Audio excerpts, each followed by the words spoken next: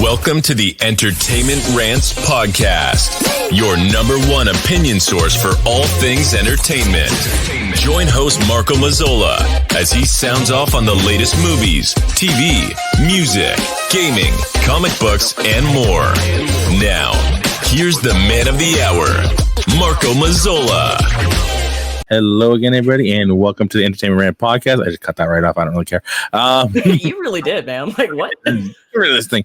I am, as always, your host, Marco Mazzola, and as you can see, we are joined once again by Marie Brownhill from the Trekker's Delight Podcast. Hello, Marie. Hi, everybody. How are you? It's been so long since we chatted, all of 24 hours. I was about to say, like... A little about 24, less than, obviously. We ended a lot later last night, so... yeah, we are rocking and rolling on some Constantine tonight. Some 2005 Keanu Reeves Constantine. And Rachel Weisz, let's not forget that. Of course, no, we'll go through we'll definitely go through the whole cast list and talk about everybody that's on in there and you know, our thoughts. And I'm going to give it to you. Let's watch the trailer and then I'll give it to you. We'll do some sort of plot, you know, kind of an idea of what the plot really is and what's going on during this movie. Because I think you have, quote unquote, I think you have more of a love for this movie than I do, if I remember from us talking about it. Not to say that you love the movie. You just have more of a love. You know, I think I have. I think this is like going to be like Tango and Cash, honestly. I really do. Of how much you loved it back in the day, right? I mean, I think Marco, you're just on a mission to destroy my childhood. Is what this is. It very well could be. It very well could be. Jason Craig in the house. Hello, Jason. Yo, what's up, buddy? How you doing? Good to see you. Good to see you, my friend. Yeah, I mean, I didn't like this movie from the get-go. Like, I just, you know, and I don't get me wrong, I love me pissed because it wasn't real Constantine. That was the issue. You'll always be pissed when it's not real, whatever. Enters, you know, property name here. I don't really care. You know, you go through all the bother and then you don't make it what it was supposed to be. And you put your own little stink on it and your own little twist on it and your own little cutesiness to it. I will always be pissed about that. But fortunately, that's why we have entertainment rants. So let's go ahead and watch that trailer and get the shit out of it. Yeah, let's and then we can talk about why it's terrible. Let's watch this wonderful trailer. I'm sure it's going to be just banging. Here we go. Again, it's 2005. Yep.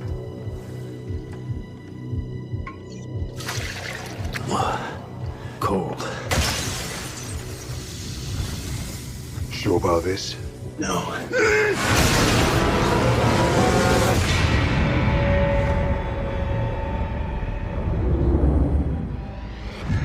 Mr. Constantine, I'd like to ask you a few questions. I know the circles you travel in, the occult, exorcisms. Easy there, hero. It's Dragon's Breath. I thought you couldn't get it anymore. I'm a liar. I know a guy who knows a guy. I thought that you could at least point me in the right direction. Yeah, okay, sure. Please. What if I told you that God and the devil made a wager for the souls of all mankind? No direct contact with humans, that would be the rule. Just influence. See who would win. Demons stay in hell. Angels in heaven. They call it the balance. I need to see what you see. You do this, there's no turning back. You see them. They see you. Understand?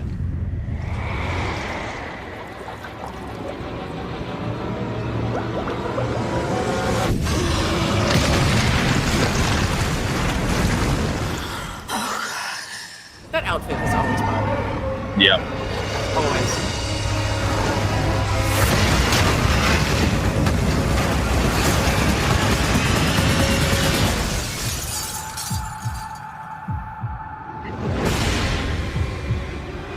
Into the light I command thee. Into the light I command thee.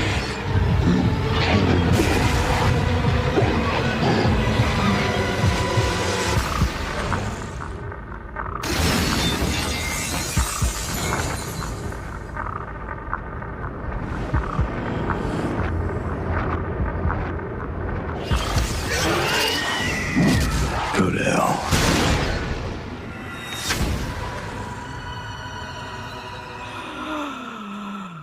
Oh boy. Oh boy. So that trailer is fantastic in that it actually captures just how weird this movie is, and it's trying to do so many things, and it does none of them well. Yes. Agreed. Absolutely agree. So, and it does. I mean, and, it's got a, you look at the cast list, it's got a really good cast. Mm-hmm. Yeah, it really does. So I wanted to love it more than I did. But I think it's one of those movies where, like, once you get to Matt Ryan, you actually hate the movie even more. Yeah. For what they tried to do and completely missed. You know what I mean? Because he kind of epitomizes what that character was meant to be. He looks like the character. He sounds like the character. He acts like the character. David Bowie with a personality disorder, you mean? Yeah. And it just, Keanu Reeves, and I love Keanu Reeves. I just don't think he was a good fit for this movie. I don't think he was the right choice by any means. Because basically he's playing Neo as Constantine, and the problem is that Constantine's an asshole. Yeah. I think it's one of the first. It's the first or second story for Constantine where he literally feeds his best buddy to a hunger demon, and then bricks his ass up and then goes out for drinks. That sets the tone for Constantine as a character, right, in Hellblazer. Yes. And the problem is with this particular Constantine, it's still Keanu Reeves, and Keanu Reeves's inner decency just shines out of him. Yes. And he is just not able to capture the dickishness that characterizes Constantine. No, because you don't really see Keanu Reeves as a dick. Like, I mean, I'm trying to go through the catalog in my head, and what movie did he really play kind of an asshole, or you know what I mean? And if he did he pull it off really well? He just kind of seems like that laid back dude, you know what I mean, that he wasn't Bill and Ted's in real life. You know what I mean? Also, especially in this is sort of Matrix era, so he's still kind of rocking the Neo aesthetic, right? Yes. And I definitely get a very Neo vibe off of Constantine. Which is I did back then, and now again, then I know it's hard to do that, right? Because this is well before Matt Ryan took the role and did anything with it. So it's sort of like reversed hatred for the movie. I hate it in the past, now in the future, like that. Right, because I think this is the first film adaptation of that particular property. Because Constantine is, let's be real, Constantine is a tough property to do. It is. The supernatural aspects. We've had a ton of supernatural movies, and it's one of those things where, like, you have this property and you don't really make it about the property itself, what they're doing. It's just a supernatural movie, and not a horrible one by any means. Right? Like, it had some redeeming qualities as a supernatural type movie, so just make it a supernatural movie. Right. And I think you would hate this so much. We know. Like, you would hate this so much less, but for the fact that it's Constantine. Yeah, exactly right. You know what I mean? It's the same reason I had trouble with the Nolan Batman stuff, right? It's a cop in a cape. Just make it that. Don't make it a Batman movie. Same thing with the Batman, right? I enjoyed the movie, but it's not a Batman movie. You know what I mean? I still haven't seen that, actually. Like, I think I took your advice. I'm just going to wait. The character, yeah, and it's not bad. It's not a bad movie by any means. I enjoyed it. When I have 14 hours to watch it again, I will. It's really ridiculously long. It's overly long. There's definitely some parts that still could have been cut from it, but again, good movie making, right? Great sets. The acting's good. The special effects are great. The costuming is good. It certainly doesn't look like it's made on the cheap. It definitely looks like they put some money into it with a good direction, but not for the Batman property, right? And this is this is the same thing. For 2005, this is legit, right? There's legit money behind this because they were clearly banking on both Rachel Weisz and Keanu Reeves pulling people in. And they did. Yeah, she's coming off movie stuff, right? At that point. So, and he's like you said, he's coming off of the Matrix stuff. So, it had, like, again, it has Shia LaBeouf was in there. Mr. LaBeouf was in there. I could have done without him, actually. I think that's really the part that the substitution that bugged me the most. Because Chaz is such a great character in the comics, right? Because he has the knowledge, right? Like, he is this brilliant dude that's been in London forever and knows all the things, and he's incredibly useful. And then we get the beef. We get the beef. And which is, again, he's kind of that one trick pony, the sarcastic little, smarmy the kid. is he is not bringing his A game. No, I mean, I will say he's the character in iRobot that he played in Transformers. Do you know what I mean? But it's not even as good as his Sam Witwicky. Okay, like it's not even as good. Like he is just obnoxiously terrible in Constantine, and everybody else is trying really, really hard. Like, I mean, there are definitely moments when you can look at Keanu and he's just like, all right, we're going for it. I'm thinking specifically of the time he whips off that coat and then starts like beating all the CGI bugs with it. It's just like, this is not working for you, man. It's just not. No. And that's the other thing that really is awful about this Constantine too, is like, rather than the iconic trench coat, they put him in a very Neo-esque black suit, and it's just like, that's not what Constantine is. I need the white t-shirt with like the red tie, with the pattern in the trench coat, the tan trench coat, you know what I mean? Right. I mean, and that's clearly what Castiel is channeling, right? Like, I mean, that's the illusion that Castiel is making in Supernatural, is to Hellblazer. But yeah. But it's one of those situations where you can't have this character who, when you think Constantine and you think of the way he looks, the blonde hair, and then you do this to it. He's literally supposed to be David Bowie with a personality defect, right? Like, I mean, he's supposed to look like David Bowie. Yeah. Like that's who the physical model was. You cast Keanu Reeves? And they picked Keanu Reeves. I get that. Get the guy who just drew in the Matrix money. I get it, but it doesn't mean it serves your property. No. And you don't even attempt to dress him correctly. You don't attempt to say, hey, I know you get dark hair. Do you mind going blonde for this? You know what I mean? Nothing. Have we ever seen Keanu Reeves do anything with his hair ever? No, I don't think so. Like Speed, it was just short. Yeah. I remember him ever like doing like Point Break, it's no, because it was Patrick Swayze had the blonde hair, right? Right. You know what I mean? So that was Swayze, right? In Point Break. Swayze. Okay, that's what I thought when I was blanking on that. But yeah, so again, he's whether it's long or short, it's still usually the same color, and that's fine. Get somebody else. Get somebody else. Not that he's a bad actor. He just was not the guy for this. He's in the wrong role. He's absolutely in the wrong role. And that's not a slight against Keanu Reeves. It's just like, not at all. It's just not his wheelhouse. Not at all. No. And I don't think they quite knew how to get him into this particular story. Rachel Weisz is also trying to figure out what's going on. There are moments when she's like, this is a romance, and then she's like, oh, but wait, no, it's a mystery. Oh, but wait, no.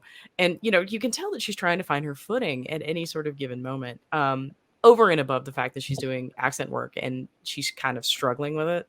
Really, that's nothing. Like Constantine should have the British accent. So why is he in the US? Like, why is he in the US? Like, don't let him try. I don't want to hear him try. No. There's some actors who can pull it off. We've talked about this. John Malkovich. John Malkovich never needs to do accent ever again. No, he can't. He's tried Russian. He tried Malkovich, man. Just do the John Malkovich and be fine with it. I don't really hear much from him these days. I wonder what happened to him. I really haven't. No, he was on one of those shows, right? Like, I mean, he was on Space Force. They're already tangenting and took 13 minutes. It's pretty good for us, actually. We took 13 minutes to tangent to someone else who has nothing to do with the movie. That was Casper. He's in there. It's almost 14. We're doing pretty good. Let's see what our friend Craig had to say.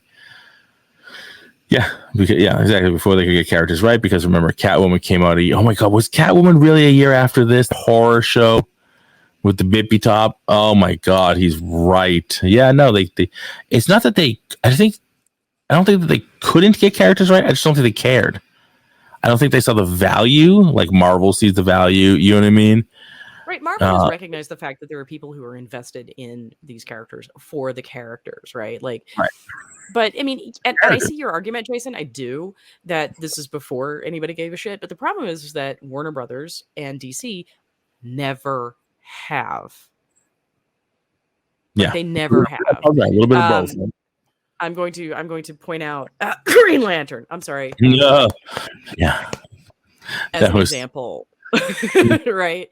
Also, I mean, they tried to make him look like Green Lantern, but they just made so many bad choices.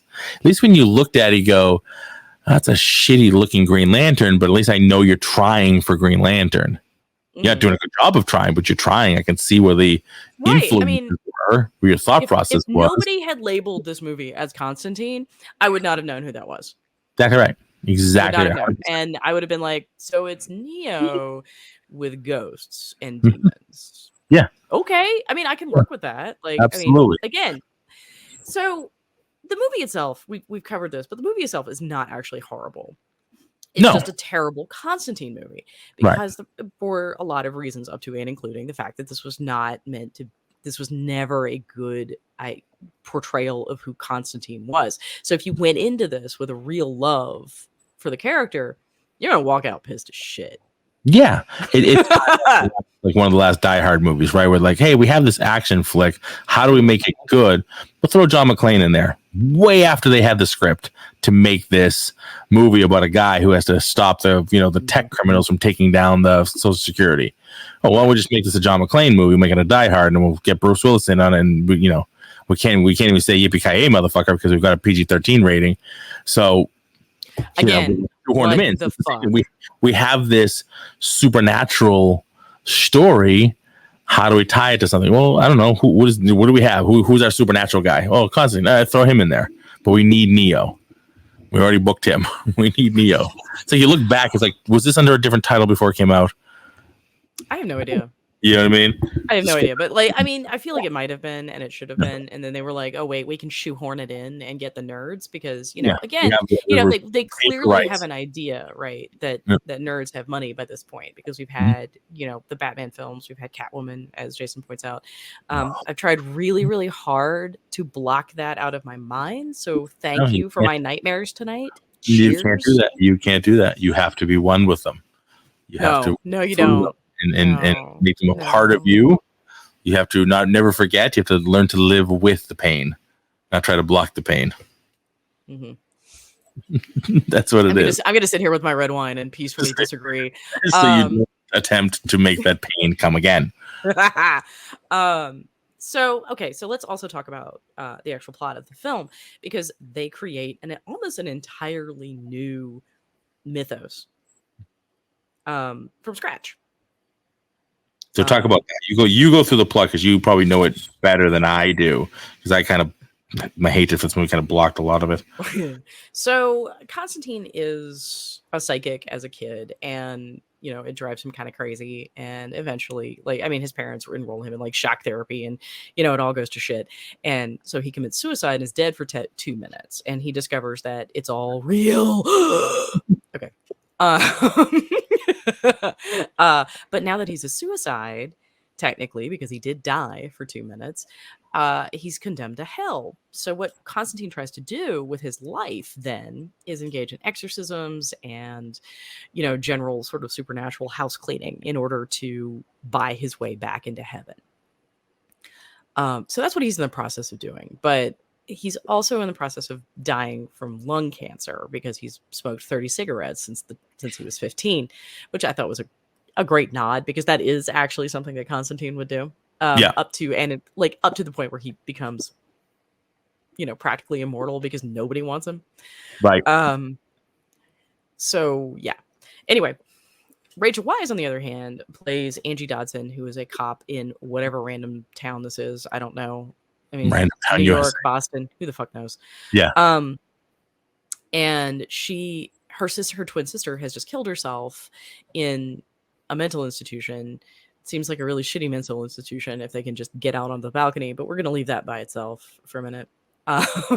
Sure. So Isabel dies. She's convinced that it's not a suicide. So she enlists Constantine's help. And Constantine's like, yeah, BT dubs, no, it's legit. It's legit a suicide because I found her in hell. And then they start trying to figure out why, what happened to make this hell. And it turns out that what's going on is someone is trying to summon. I love my brio. My brio is like, your makeup is terrible, so I'm not going to focus. There we go.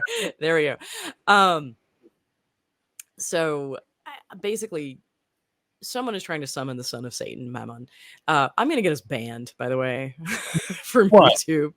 I'm sure someone's going to object to this, but whatever. No. Mammon, Mammon is banned. Who knows? So Mammon is so somebody's trying to summon Mammon, and that's kind of a problem because that violates something called the balance, which is God and the devil have played dice with the universe, and basically it's hands off, except for these half breeds that can come and influence you one way or the other, and that's largely like Constantine lives in this sort of gray area. Angie hooks up with Constantine. They start investigating because Constantine's noticing a lot of indications that the balance is being violated. And so he enlists a number of popular characters. Papa Midnight is actually a character from Hellblazer and is fantastic. Yeah. I think he's actually the best part, like the most comic accurate of all the characters. Hansu, right? Mm-hmm. Yeah. Yeah. And a very young one, right? Like, I mean, it's just like, wow. We know him from the Galaxy and, some of the Marvel stuff now, but yeah. Like, he's everywhere, though. Like, he's everywhere. So, anyway, they figure out eventually that someone's trying to summon the son of Satan. And what has to happen is they have to have the blood of God. They also have to have, like, an extremely powerful psychic. And it turns out that Angie is an extremely powerful psychic. And Constantine actually helps her awaken those powers at one point, and it explodes his bathtub. Which I don't know if y'all have tried to break a bathtub. It's an impressive feat. Yeah, not easy. Right. Well, Angie gets kidnapped. Constantine has to follow her. Eventually he chases it all down and discovers that basically everything is coming to a head in the same mental institution where Isabel died. So he runs up.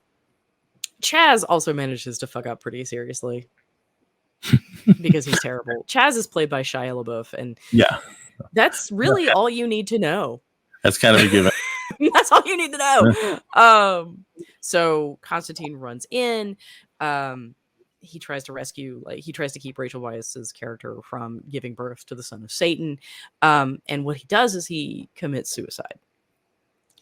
And that summons the devil, because the devil has wanted to claim Constantine's soul for quite some time. Apparently his soul is tasty. I don't know. That tasty soul. Like, nom, nom, nom, nom. Yeah, no, like, I mean, it's with the fresh Chianti. It is, right? Put the 7 on the put on top of your head, tongue beat your brains out to get to it. Right. Yeah, so the devil shows up and basically, puts a stop to this whole mess. Because Constantine's like, I don't think you want to do this because your kid is going to upset the balance. He's going to try to take over your kingdom. Like, it's kind of a Charlie Foxtrot. Maybe you should deal with this. Yep. And Satan's like, yeah, I gotcha. But also, you're mine now, bitch. And he's like, well, what do you want? Like, what can I grant you as a boon for helping me unfuck this situation? And Constantine asks for Isabel's soul to be released back to heaven. And that's about the point where Constantine is literally like bleeding out on the floor. Also, trigger warning. Trigger warning for this episode.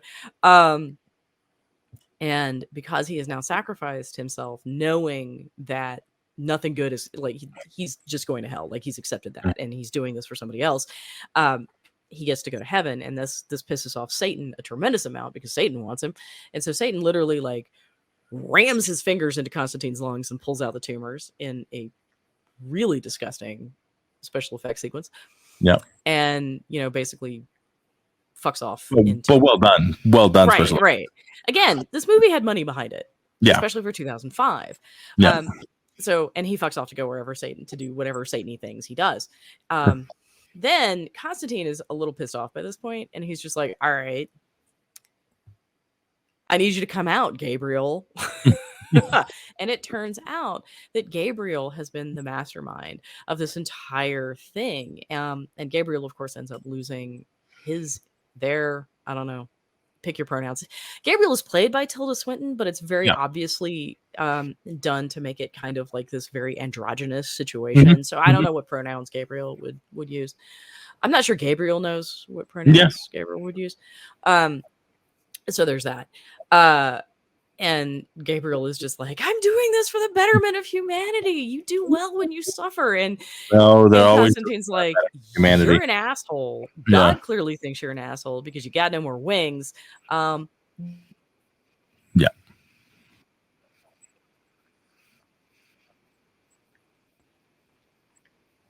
chewing like Nicorette.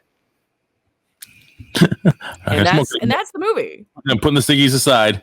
Right, that's the movie. I mean, a lot of other people die kind of in the middle, and there are a lot of like gruesome deaths. For 2005, and for a film that's not actually intended to be a true horror film. Right. Yeah, but you know, it's gross, and you know, it does a lot of those things well. You know, it's definitely got some scary moments, if you will. It's got a real thing for bugs, man. Yeah, it definitely, which I don't like. So I just don't. Oh my god! Like, I mean, when the bug starts crawling out of the dude's eye, I thought that's a fast forward. Right, it's an incredibly well done sequence, but it's also one that I never want to see again. It's a Wrath of Khan thing in the ear, the earwig type. Okay, we're just gonna fast forward because I already know this part. Moment, let's just move on here. I've seen it once, and I don't need to see it again. And not to say that I go back and watch either one of them very often, but if it's on, I see it like, okay. But yeah, Dirty Confession, I do not actually watch, despite the fact that it's, I think, the best Trek movie. I do not watch Wrath of Khan all that often. Yeah. Now, I watch the shit out of some Voyage Home, which clearly means that none of my opinions are valid. But no, that's bullshit. I find that bullshit. That's like my go-to, especially original series stuff, because that's probably one of the first ones I remember. I definitely remember seeing it in the theaters. I'm pretty sure I saw Khan. I don't remember exactly. I didn't see the first one in the theater. I know I saw Voyage Home in the theater, and that was like I think we discussed this before. That was the first videotape my family like purchased videotape we ever owned. You know, was Voyage Home. So I watched the shit out of that one. Yeah, no, I saw that at a church lock-in, and why they were playing Voyage Home and Highlander 2, I will never figure out. Did they not like you people, or? Apparently not, no. Especially with Highlander 2. I mean, Voyage Home, you know, not a horrible movie. I mean, not like, you know. But again, I mean, when you're around, like, you're locked into the church with your youth group. I mean, so this is clearly, like, I'm from the South, and this is like a rite of passage that we all go through. And I say we all, like, you know, most of, like, you know, the white people, really. Yeah. Really, it's what I'm gonna say. Right out there on Front Street. Yeah. So that was definitely a thing that my mother was trying very, very hard to get me into, and clearly it worked out tremendously well. Sure did. Oh my mom. Yeah. Constantine, also, this movie is very, very grounded in Catholic mythos, like this whole concept that, you know, it's a mortal sin to take your own life, blah blah blah blah blah. Other denominations don't have that, and you know, and Hellblazer doesn't have a particularly Catholic bent to it. It's definitely more generalized. Yeah. So I think this is the part where we need to talk about, like, what are the real differences between, you know, movie Constantine and, you know, for real Constantine. For real Constantine. I mean, there's so many, right? We could talk about the books, obviously, the Matt Ryan version. You know, which did you want to talk about? So let's start with Hellblazer, and then let's move to Matt Ryan, because Matt Ryan, I encountered the Matt Ryan for the first time actually in Assassin's Creed Black Flag. Okay, yeah. You know, to tell you a little bit about me. Yeah. One of my least favorite of the series, but yeah. Yeah, but he's still fantastic, though. He's great. The game, like, too much boat shit. There's way too much sailing. Yeah. It didn't quite have the sailing engine down really well. It was really cumbersome, and I mean, it wasn't Red Dead Redemption horse riding bad, but it was pretty close. The first one. Because the second one's beautiful. I love the horse riding. The second one they unfuck it, but like the first one was just such an ordeal. Like, trying to get that worked out. Yeah, but I mean, the Assassin's Creed. I know we're way off topic here, but the Assassin's Creed, like, I feel like even from the beginning, the horse riding wasn't that bad. Like, even from the first one, I remember it was pretty good. Like the speed and how you sped up and how it felt to ride the horse. Again, I do not understand what they think they were doing with pirate. I guess they were like, let's make it pirates, but we like pirates. Like, the Caribbean was probably, you know, big at the time. Everybody loves pirates. We love, you know, Jack Sparrow. Let's do a pirate version. Right. But the good thing about it is that they brought us Matt Ryan, who then later, of course, gets hired by NBC to be Constantine. And y'all, like, this is the most perfect Constantine I think we have ever seen and will ever see. Yeah. Matt Ryan sounds the way he's supposed to. Admittedly, they do have to frost his hair. Yeah, which is fine. You can definitely tell it's frosted, but I'm okay with that. Like, you could tell they color it, but I'm okay with that. But he definitely like, pulls dickish really well. Yeah, no, like he actually, I mean, although I will say, the NBC version of Constantine, it was NBC, right? I'm not making that up.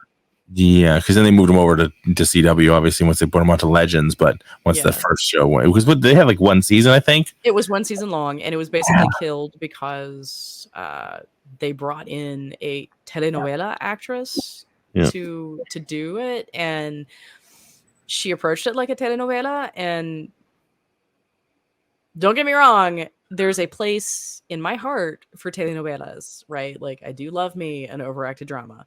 Yeah. It was just not Constantine, and it just didn't super work. Right. And again, they also sort of messed with Chaz, and then they did something strange with him and made him American, and that was weird. Yeah, but I think I really wish that show had gotten 2 seasons, because I think they were really in the process of finding their feet and figuring out what it was they wanted to do. Yeah, it's super frustrating all over the board when you have properties that have backstory and you don't bother to really read it, understand it, and keep it going, right? The stories can be the stories that can go anywhere. You can take Constantine to space if you wanted to. It doesn't matter as long as you write a good story that's grounded in the characters' history and motivations, and not just the main character, the other characters, the supporting characters around them. You know, they don't always have to be, well, he was a white guy, has to be a white guy. No, I don't really care. He can be whatever, but the essence of the character should still be there. He needs to be David Bowie with a personality defect. I mean, that particular character, I think, does. You know what I mean? If you want to do a Constantine Earth 2 and he's whatever, I don't have a struggle with that. The Constantine still got to be an asshole, though.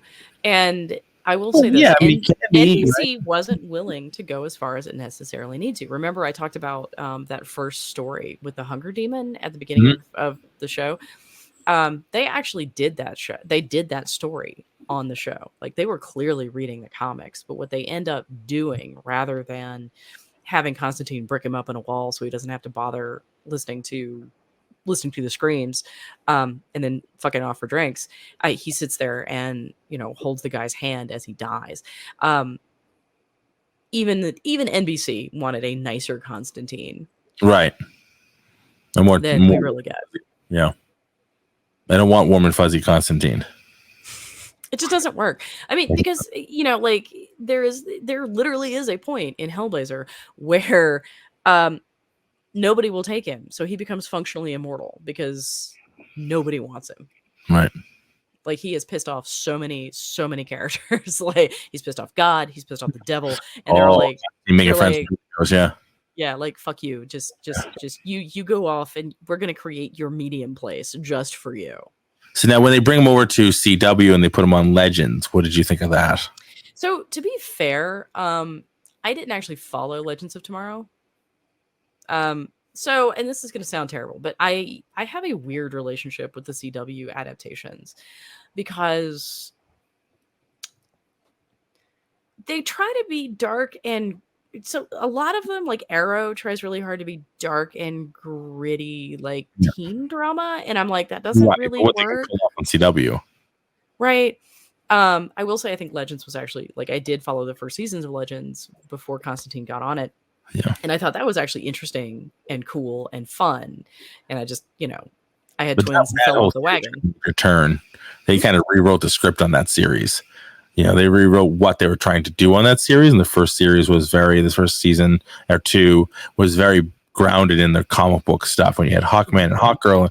Then when they started like switching out characters, and by like the 4th season, whatever, it just became like a clown show.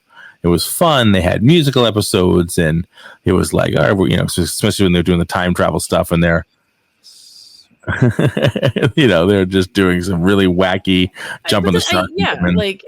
This is literally what they do. Is the CW has tried really hard to copy the Buffy formula from the 90s, right? And the problem is that we're not in the 90s anymore, right? Yeah, and then I don't know. Which is to say, if you like the CW, all in high school and everything either. You can get away with that with Stargirl because they are. Yeah. But in Flash and all those other shows, they're not. Literally what they're trying to do is the fact that they're trying to capitalize on the fact that we know Grant Gustin can sing because he was in High School Musical or whatever. He was in Glee. Glee, that's what it was. Yeah, he was a Glee, and so was Supergirl. Yeah. Right? And that's why they did that crossover episode where they're both singing, which was one of the songs at my wedding, by the way. I think our final dance song was we call it Sad Flash. So this is my shocked face. Yeah, and Run Home to Me or whatever it was. Yeah, we used that as our last dance. So love that song. I can sing the whole thing. I'm not going to because I appreciate my audience. Going to sing it, but I can't.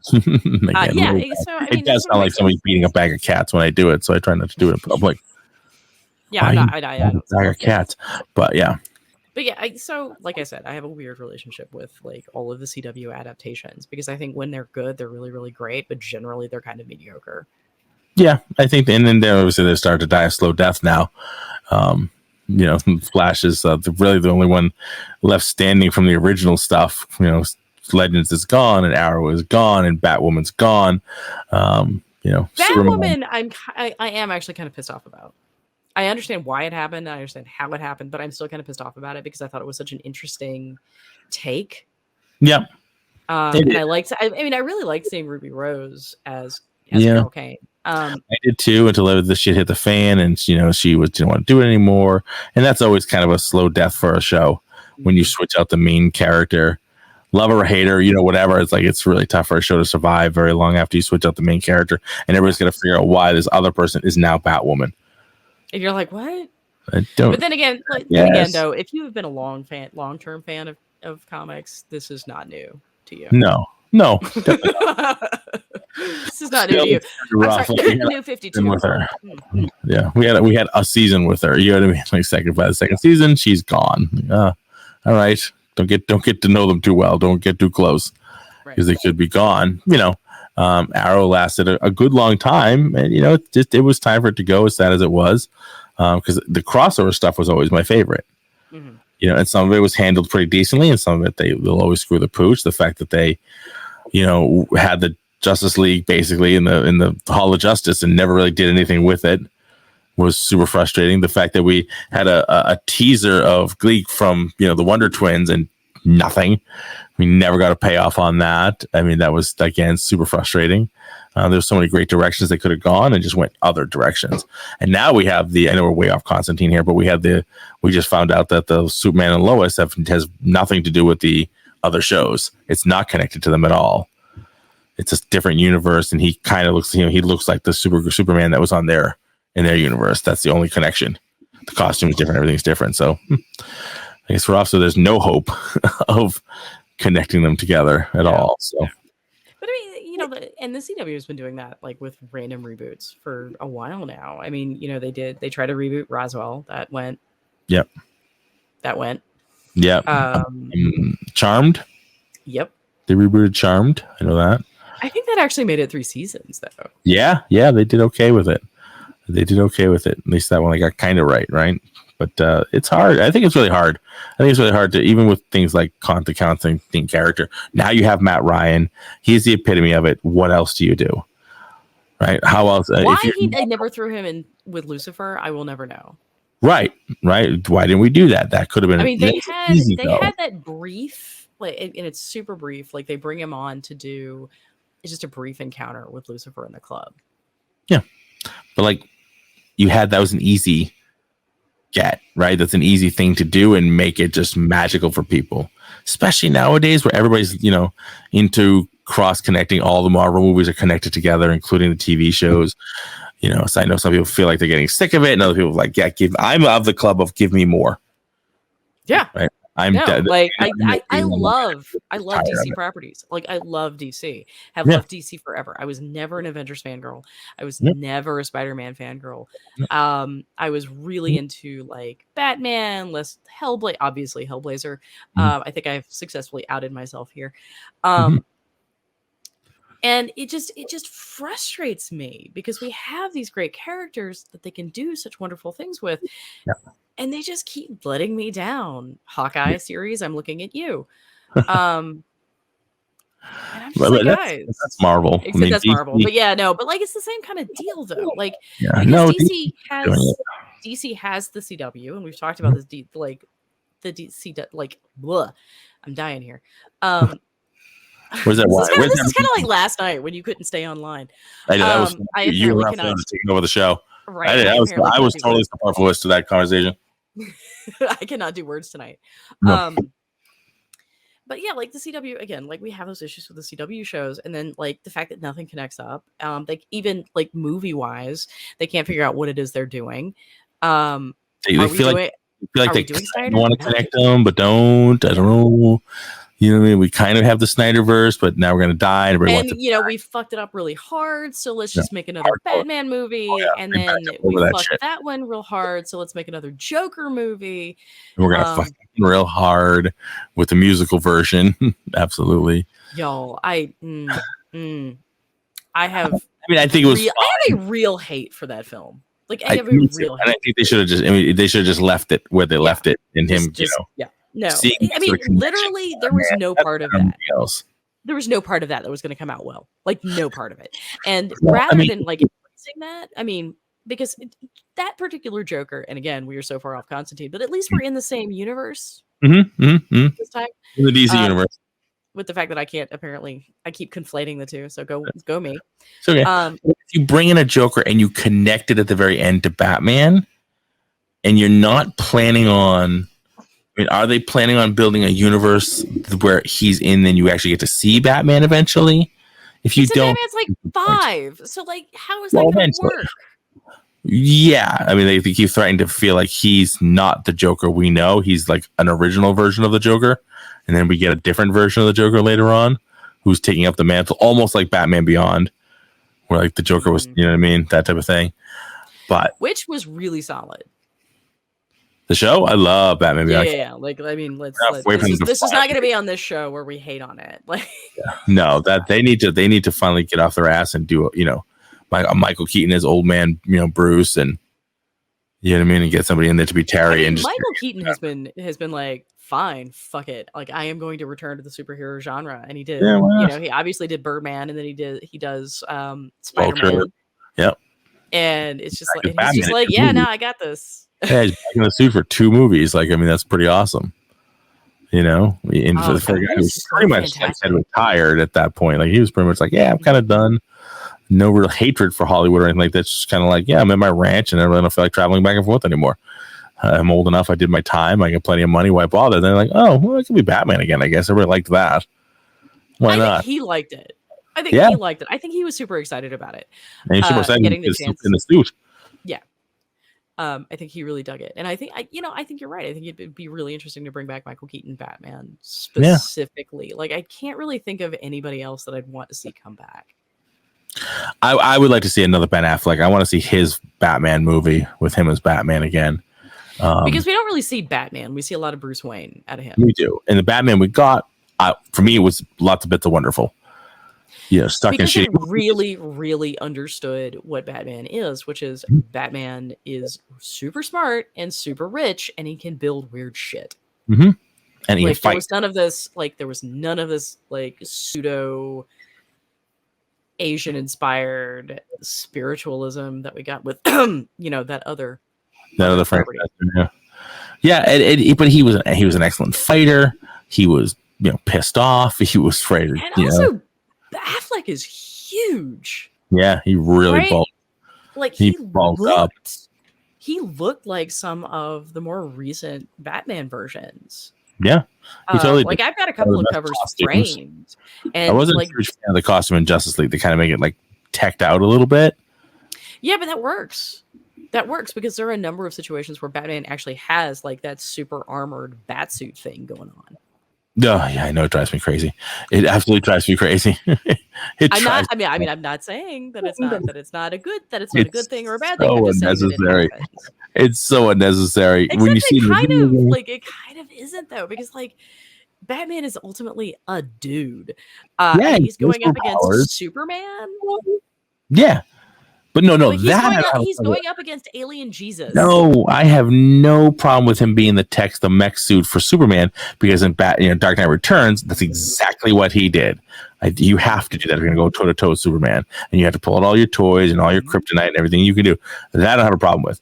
It's when you're using like a bat suit that has like the goggles and all these like weird attachments to the uniform that seem kind of extra Kevlar protection, mechanical stuff. It's even like a tactical version of the 60s Batman.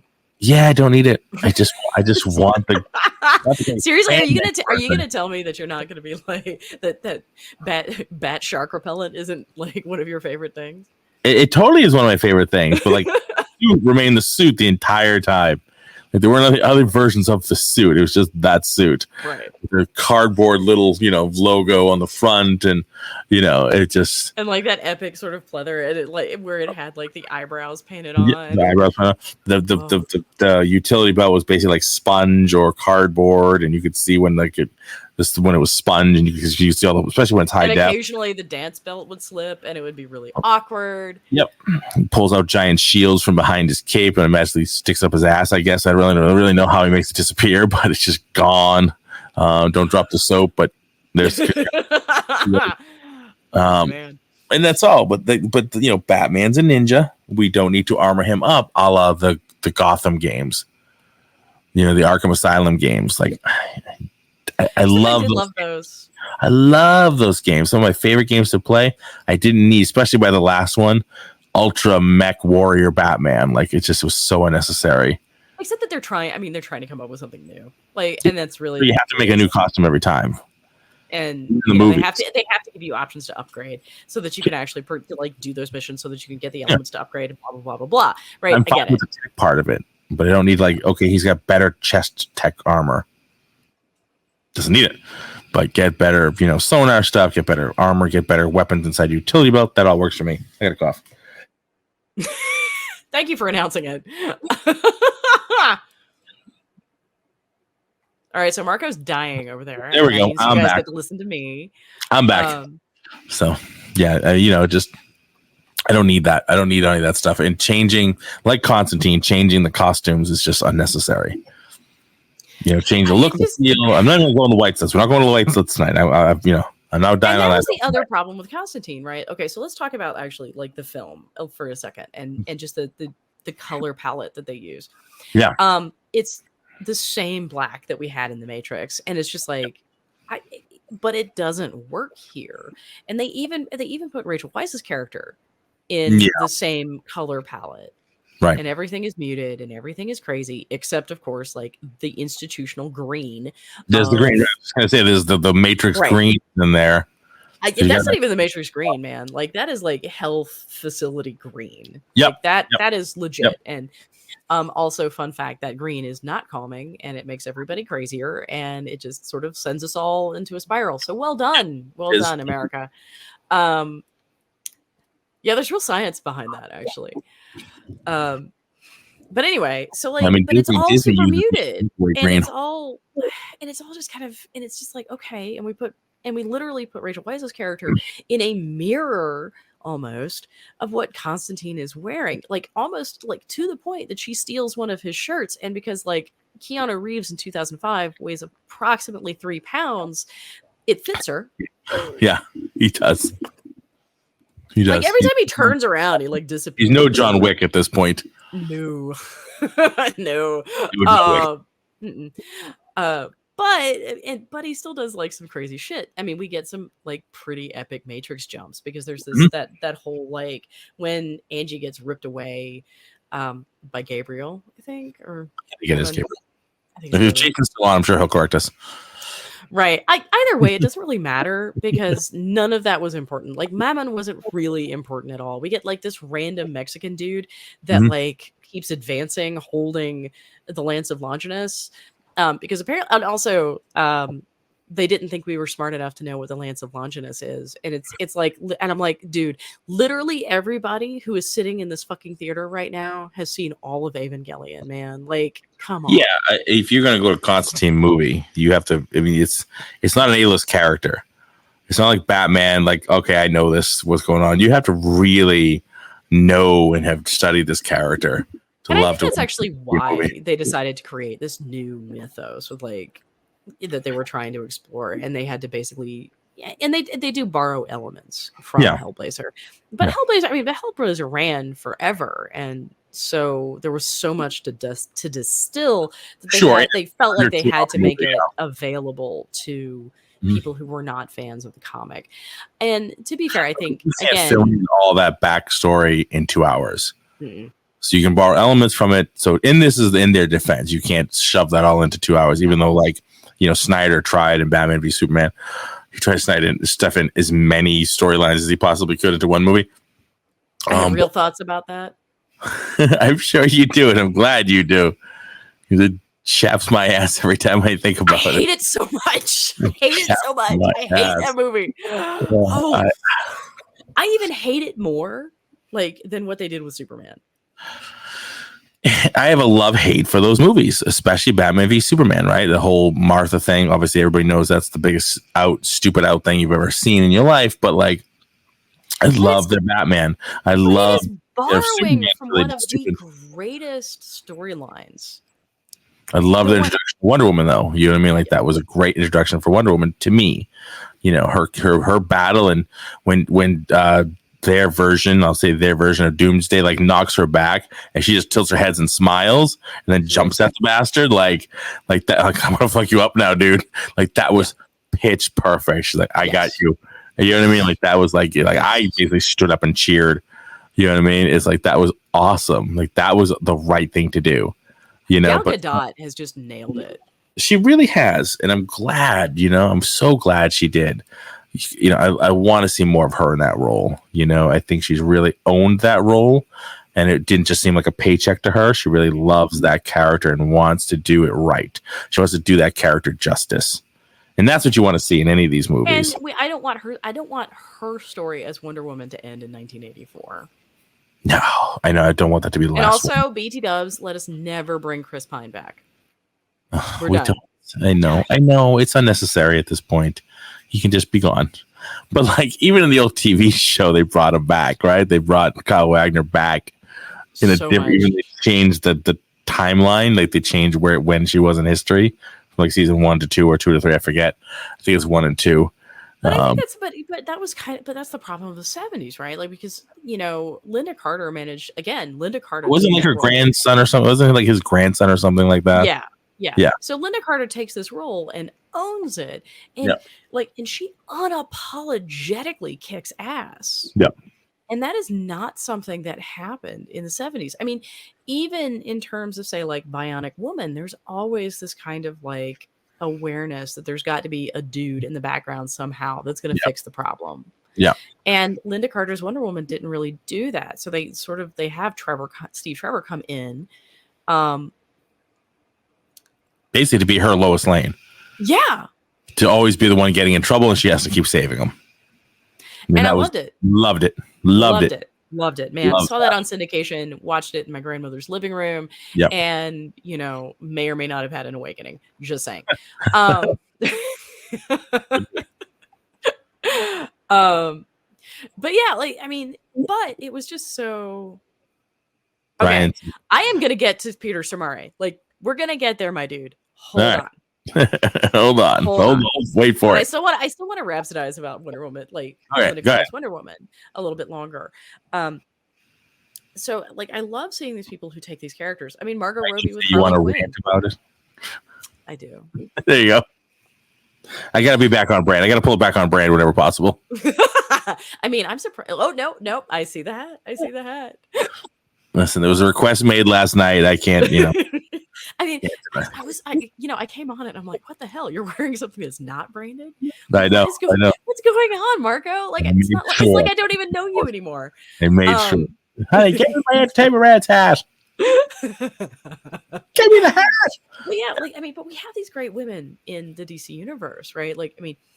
Say what you will about Margot Robbie and Birds of Prey and Harley Quinn. Margot Robbie owns that shit. Yeah, I just don't like what they did to her in the last Suicide Squad. So, wow, I got your disease tonight. The Suicide Squad movie. I don't I don't really like what they did with her. I think they really shoved her to the side and made her, other than that one like hallway scene where she's busting out and just kicking ass with all the animation around it, which I thought was fun. I mean, it's, you know, it's a goofy, silly movie anyway. When you have a giant shark walking around trying to eat everybody, you know, it is what it is, and a big starfish walking down the street. Like, it is what it is. But beyond that, she was just like having the weird scene with the you know, the drug lord guy, and just, I don't know, they just kind of like put her to the back in that movie, and I didn't really like that. No, and I mean, I actually like because of the reviews and because of their discussion about what they did with Harley Quinn, I was just like, I'm gonna give this one a pass. Yeah, I watched it because I watch just about anything. If it's in my genre, it's in my wheelhouse, I'll watch it. I didn't see Birds of Prey yet, but I will end up watching it eventually. It is also an underrated film. I think it got a lot of unreasonable hate. I mean, it's not a perfect film by any stretch of the imagination. I am not saying that.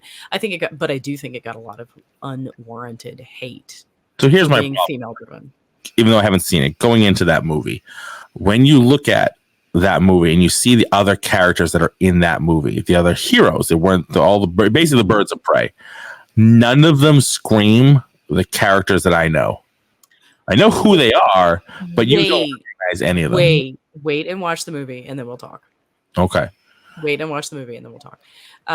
Because I think there's parts of that you're missing, that aren't going to make nearly as much sense to you until you've seen the film. And you know, like, I get it. I understand your frustration. Like, the costuming's weird. Like, you know, which to me, knowing me, that's one of my biggest points of contention with any movie. I do. I get it, but like, this is more a prequel to that. Yep.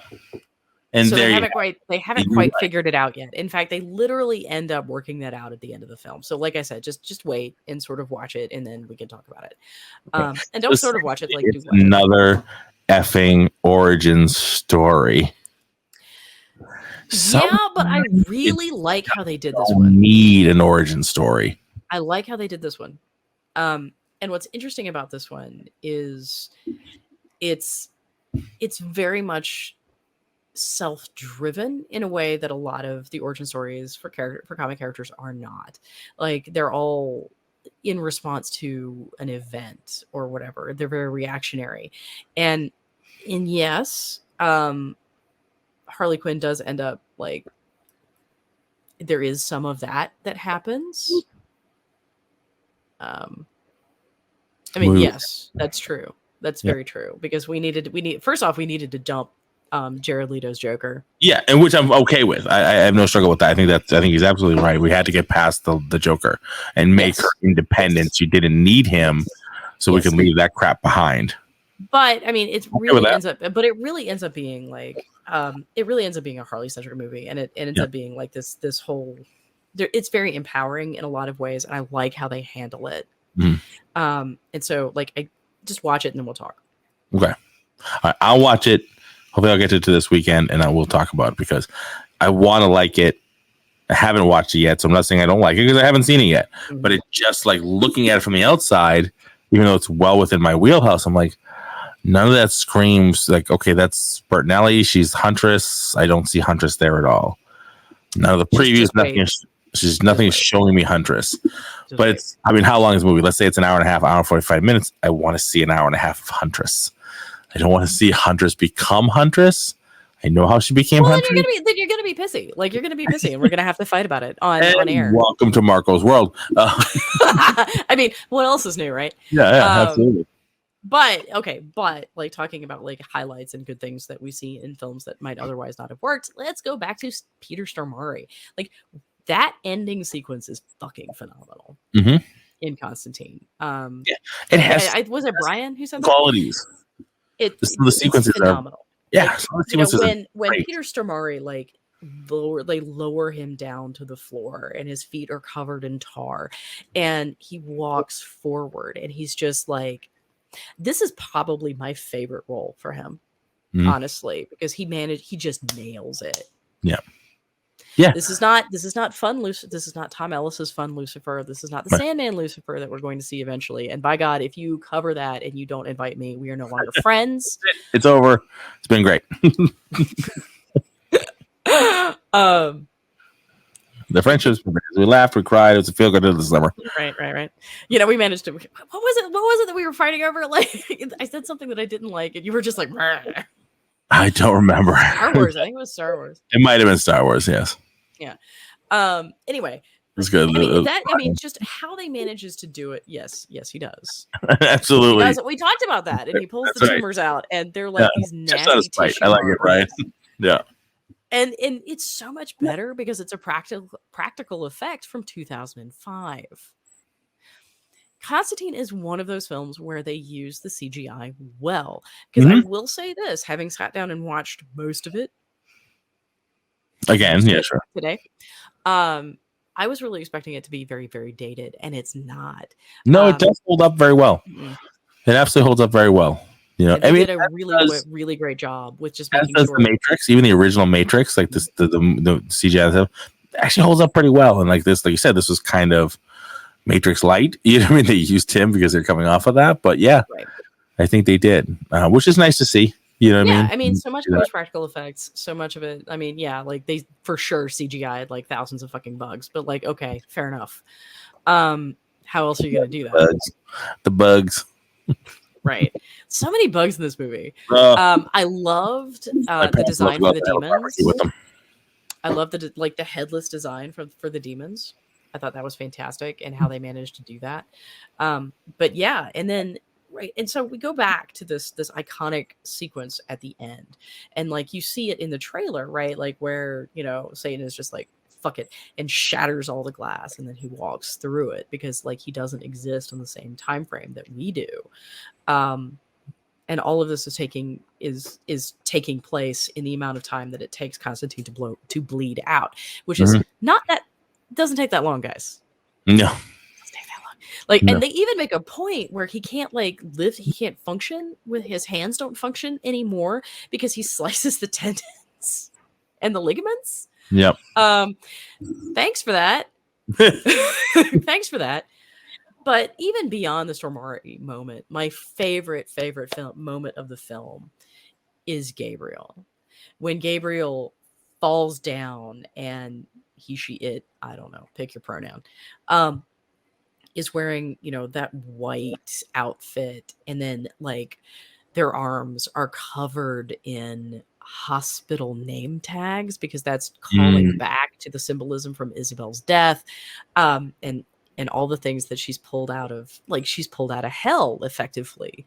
It's, I mean, Tilda Swinton is just bonkers batshit enough to carry it off. I love it. I also really love. Tilda's wonderful. I just enjoy watching Tilda do what she does. You know what I mean? Like, just, I don't know. It's bonkers, man. Like, I mean, it's bonkers, and she picks the weirdest shit to do. She really does. Yeah. No, Tilda Swinton is in fact a goddamn chameleon. Absolutely. Absolutely. I can't really think of any other. I mean, I think Ruby Rose could do that kind of Gabriel now, but I can't think of anybody else who would carry off that level of. I mean, I guess we could possibly do Ezra Miller, but like Ezra Miller's so icky that I don't want any more. Yeah, I think we're done with Ezra. Them pronouns. I think we're done with Ezra. I think Ezra has to just sort of ride off into the sunset, try to avoid some jail time, and just do what Ezra can do. You know, we need to move on from Ezra. Yeah. Like, you know, that's one of the ones I don't mind ignoring. Okay, let's just ignore. But again, if you don't watch The Crazy, you have to. Otherwise, it's, you know. But then again, we don't know if we're gonna get like super crazy Flash either. Yeah. Why is it a no for you? Right, Icky is putting it mildly. Yeah, exactly. Icky is putting it mildly. You know, it just kind of. But if you don't, you have to understand, learn from The Crazy, because otherwise somebody will do it too. So if you don't, so much of this crazy. Like, have you seen the headlines about like the guy who plays Homelander? Apparently, he's literally trying to channel Homelander. Yeah, but I feel like he's another one of those sort of like method type of dudes. Like, dude, it's 5 o'clock.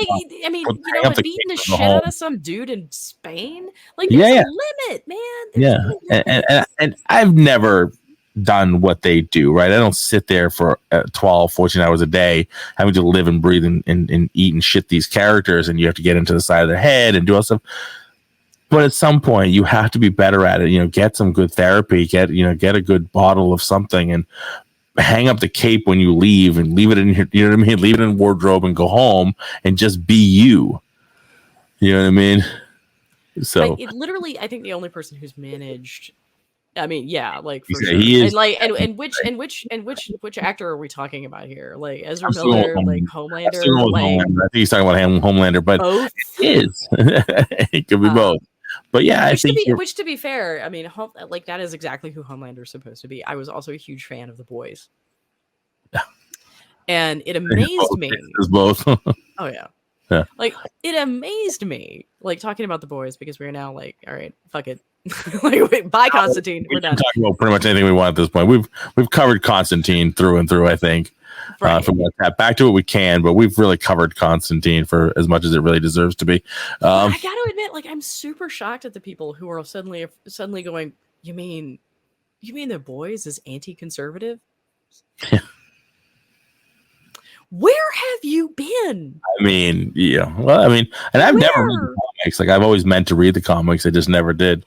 Oh, and it's all Jason's there. Brian's gonna go. Brian, we'll see you later. Bye, Brian. Awesome episode this week, sir. I really enjoyed it. From the Three Geeky Dad podcast. Yeah, I have no idea who this dude is. Yeah, Brian's one of the 3/4 Geeky Dads. Great show this week. Really good, really funny stuff. If you ever get a chance, I like to promote their show all the time. If you get a chance, you gotta start listening to the Three Geeky Dads. I'm sorry, I thought this was part of your like podcast skirmish. Podcast wars. It's a mild skirmish. Those guys are fantastic. We love those guys. I can't wait to get them all on the show one time. Our group, their group, it's going to be a nightmare, but it's going to be awesome. It's going to be awesome. There's going to be a lot of people. There's going to be a lot of people to manage at one time. So right. We'll see. Like, I mean, Bruno's going to be screaming over folks. It's going to be yeah. I'm definitely going to have to make sure my webcam is up to speed and I'm hardwired into the Wi-Fi, to the network. Right. So like none of what happened last night. Yeah. Yeah, exactly. Yeah, I don't need to be here. I'm out, bitches, and I'm out. But yeah, I mean, so The Boys, going back to this, so The Boys comes out in the mid 90s, roughly. I think it was like 1995. And it's like Vought is literally supposed to be Blackwater. Yeah. Right. And it's supposed to be lampooning the entire like Bush era like situation.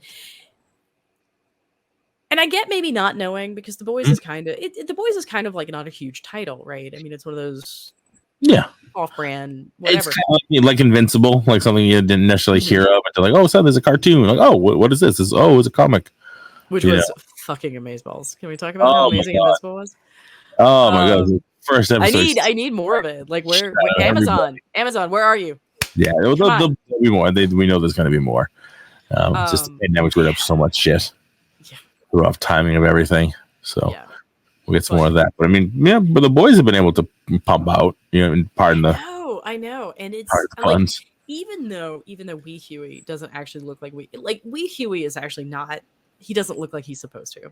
Right. And this is fun because in the first season, Huey's dad is played by Simon Pegg, who was the actual inspiration for Wee Huey. Like they literally pick up his face and then like adapt it. And then that's the character. So do you think they just, not that they couldn't get him, but like he was obligated to I think he was just too old. Couldn't be in the series. I think he was just too old, and he had other things to do. Like he was too old to be Wee Huey. Isn't he just in the Mission Impossible movies as well as doing other stuff like Star Wars or anything like that? I think he is. He's been in a few of the Mission Impossible movies. So I mean that is true. He's been busy doing that stuff. But like we've established that I have lost track of the Mission Impossible movies. Yeah, me too. Like I mean, periodically, like my husband and I will look at each other and be like, "Okay, so we know this is a Mission Impossible movie. Did we see it?" Yeah, have we seen this one? Let's see, Irredeemable is a good comic like The Boys and Invincible. Haven't picked that one up yet. It's been so long. I've been too busy buying pop figures. I haven't had a chance. Marco's like, I need to take out another mortgage. Yeah. Well, no, now with the new school location, we might be thinning out that herd of pop figures. Every time just hurting this, let's thin that herd up a little bit. Maybe I don't need all the ad icon ones that I have, and let's not lie. You're literally going to take them to the school and display them in your office. I already have some. I have all my karate based ones, my Bruce Lee's, Chuck Norris. There's a few superheroes, a couple of my Bob Ross, a couple of my open Bob Ross, a couple of open Batman and Superman and Michael Scott from The Office. Yeah, there's a few in there that I have, but mostly like my Kato, Bruce Lee, my Johnny and Daniel from Karate Kid from the Cobra Kai. I wish I had the Karate Kid ones, but I have the Cobra Kai versions. Yeah. No, I agree with Greg. It's money well spent. But at some point, some of them have to go. Because I have 482 of them. Where the fuck am I ever going to display them? I get a man cave. There's no way you're displaying that many in one room. It's not happening. I mean, it's going to be floor to ceiling. Yeah. Funko Pops. I don't want to do. Yeah, I don't want to do floor to ceiling. I want to have shelving. I want to do stuff, but I want other things on the walls too. So might be time to thin the herd. I'm not gonna lie. Our man cave is so confused. Yeah, but I'm an in the box collector too. I have them all pretty much in the box. 99.9% of them are in box, so with protectors. So that makes it even harder, right? It's even harder to display them because the box obviously takes up so much space.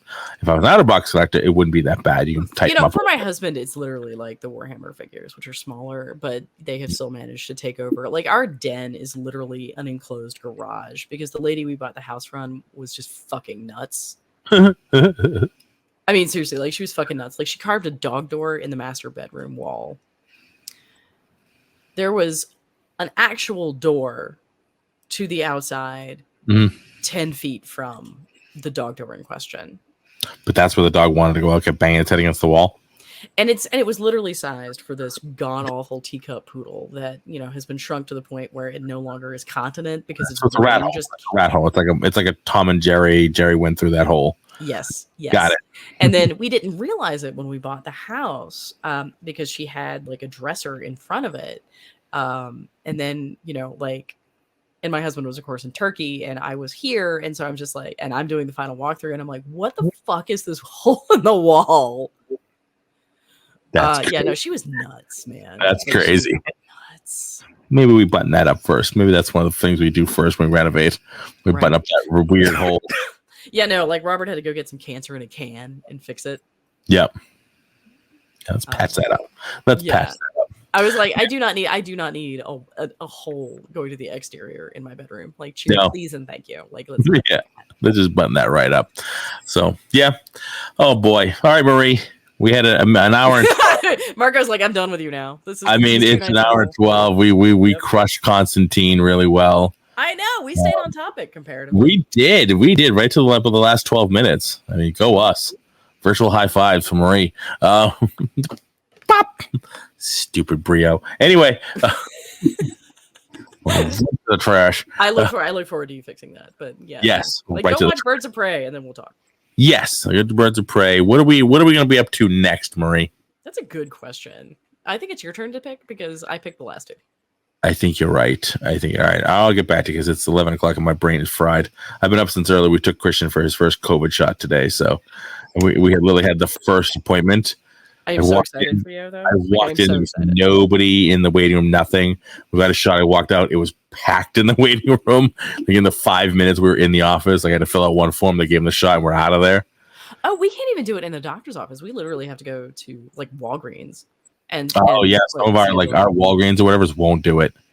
Some of them they won't do it because they don't want the liability for we had their well check 2 weeks ago. Not even 2 weeks ago, last week, and we were all like, "Thank you, Craig. Can we do? Yes, thank you, Jason. Can we do this? Can we do this?" And they're like, "Yeah, we would, but we don't have it, so you're gonna have to go to Walgreens." And I'm like, "What good are you?" Yeah, we made sure our doctor's office, his pediatrician called and said we are getting the shots, and then he made the first appointment available. Mm-hmm. So I went this morning, and that's all good. He cried for 2 seconds and held me, and then he was fine. He moves on pretty quickly from things, so that was really good. Yeah, that's amazing. I'm spent, as you can imagine, because then I had to go and take him, came back home, take him to where he's babysitting. Dude, Drive to I am also like, talking about the new space. Like that was interesting, and so it's been a long. Congratulations again on the new space. Super Thank excited you. for you. We're super excited. We're super duper excited. So hopefully by November we'll be in there. October should be the build out, and or November we'll be teaching classes in the new space. So start looking for some of the social media stuff on our Instagram and Facebook. It's pretty cool. Pretty cool. We keep entertainment rants going. In fact, next Sunday we have our long day of podcasting. What are you guys doing next Sunday? We are doing, I know it's all like fodder, we're just chatting at each other now live while we're on the show, but that's okay. It's kind of what we do. This is literally called promoting your future work. So it really is. It's content. It's content. We're doing the second half of the Obi-Wan series. Mm-hmm. I don't know if I froze or if you froze, but I feel like maybe I feel like the internet gods have been like, yeah, no, we're done, Marco. What happened? Where'd it go? You disappeared. So we're doing. I think you have pissed off the internet gods. So like, let's just call it. Did I disappear? How'd that happen? How'd that happen? So we're doing Doctor Strange 2 and Super Mario Brothers with Bob Hoskins, right? And we're doing both the Kill Bill movies. We do the Kill Bill stuff. That's the plan anyway. So I have to rewatch the Mario Brothers and the Kill Bill movies. It's so awful. It really is. The Kill Bill I know backwards and forwards. You know, there's no, but I'm going to watch them again anyway because I just love the movie. So why not watch them again? So fun fact, I've never actually seen them in English. Really?